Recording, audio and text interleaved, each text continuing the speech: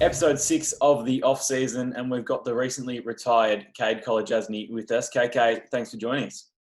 Yeah, thanks very much for having me. It's been a tough few days, tough few years for you, no doubt. How are the emotions now that it's all officially over with? To be honest with you, it's probably been a long time in the making. My last knock was a good 12 months ago now. So I've had a bit of time to reflect and think about what's best for my health and well-being. And yeah, like I said, it's a relief to officially sort of retire now and move on in my life. It's a bit of a hard one to deal with now, knowing that you can't step out there and play AFL footy again officially. Yeah, I've probably known the last few months that this is how it was going to end, but until it's official, it doesn't really sink in. So I'm sure over time I'll be okay. It's going to be a pretty rough few months, but I'm just looking forward now to what's next, bigger and better things, hopefully. For people unfamiliar with concussion, is it one that's purely bad luck? Could you control it in any way? Yeah, I feel like it is a lot of bad luck, just wrong pace at the wrong time. I didn't really have too many concussions growing up or anything like that. It's probably around my third or fourth year I started to get a few, and then even more after that. And my symptoms just prolonged every single hit to the point where I just couldn't get out and then train, to be honest with you. And at the end of the day, your health comes first, and it was a pretty tough decision in the end, but I feel like it was the best decision. What are some of those symptoms that you have to deal with when you're going through concussion? Yeah, I feel like everyone's different. I've spoke to a few past players that've been through similar scenarios that have dealt with concussion, and my symptoms are more the prolonged headaches. I've really struggled some days to even get out of bed. Just little things like walking the dog, going to the supermarket, and then just the mental side as well and the emotional side.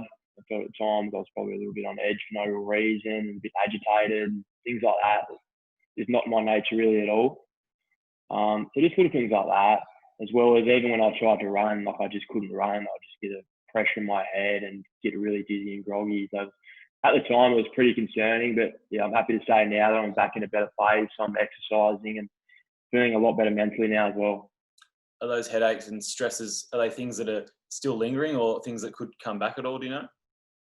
They're not really lingering at the moment, to be honest. The headaches are pretty much subsided. So I don't feel like I'm at risk now. I'm not playing footy. I'm not in contact. So hopefully I'll be right from now on in. But yeah, at the end of the day, it's probably just not worth the risk anymore of playing the contact sport in AFL football. Has it been a bit of a scary thing to deal with? I've taken it day by day, really. I haven't tried to look too far ahead with it. It is a little bit concerning from my end, but at the end of the day, I just got to take it day by day. There's so many unknowns still with concussion as well. So at the end of the day, it is what it is. I'm sure there'll be more research out there soon coming out, but yeah, I'm pretty content with where it's all at. And so from now, do you think any sort of sports off the table for you? Yeah, I feel like for now, I'll probably have a good 12 months just off sport. I've always been a fitness enthusiast, so I'm definitely going down to the gym still and running and things like that and enjoying my life. But for the time being, I feel like I won't be participating in any sports for at least the next 12 months. In terms of your actual AFL career, you joined Melbourne 2 years ago. Didn't necessarily go to plan, obviously, but did you enjoy the time you got to spend around the club? Yeah, it was unbelievable. I still remember the day I got traded. I was just so happy to come to Melbourne Football Club. They were coming off the prelim at the time, so it was really exciting times to come down and be a part of a great club. I loved my first pre-season. I did most of that. Yeah, the players were amazing. The staff were amazing. I loved the way Goody went about coaching as well. And yeah, it felt great, to be honest with you. It's a shame it ended so soon. I had plans to be there long term, but it just didn't work out in the end. But I'm so thankful for the opportunity Melbourne gave me. As a player, you were drafted with pick number 5 in 2013. So obviously a highly touted youngster. Played 78 games for Gold Coast and showed some really good signs. Is it kind of frustrating now that you look back and you think you probably didn't quite tap into the full potential? Yeah, it is a little bit frustrating. I try to live in the present.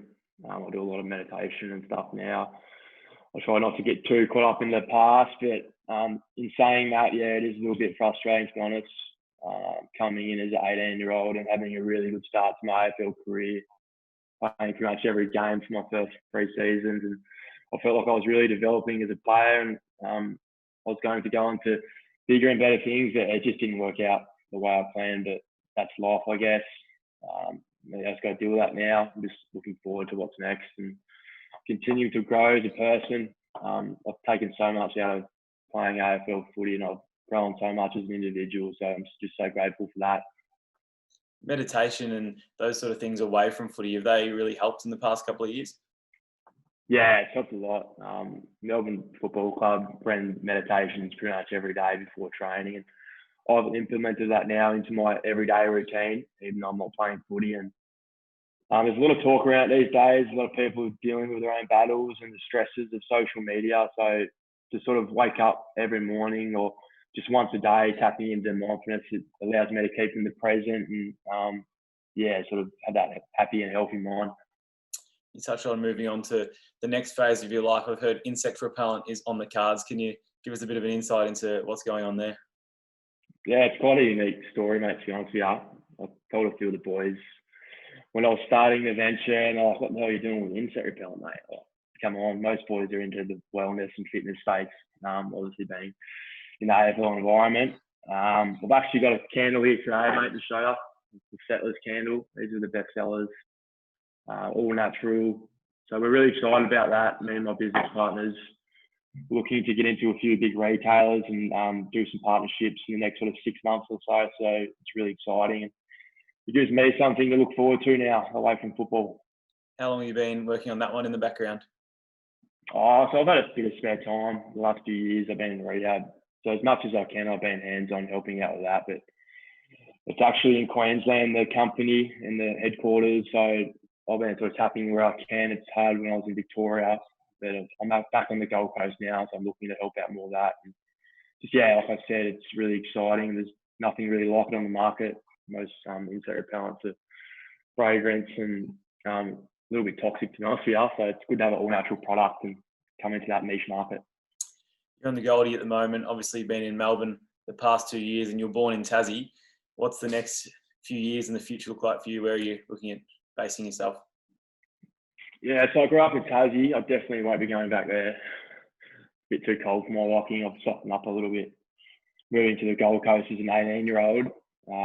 So yeah, at this stage, I'm planning to stay in Queensland and live in the Gold Coast. I love surfing and golf, and it's just an amazing lifestyle up here. And I've got my business now up here as well, and a few friends and family have moved up also. So I'll be looking to stay here, and looking forward to it. Fantastic. Well, looking forward to seeing what's next for you, KK. Appreciate your time, and thanks for everything you've done for the Melbourne Footy Club. Yeah, thanks very much.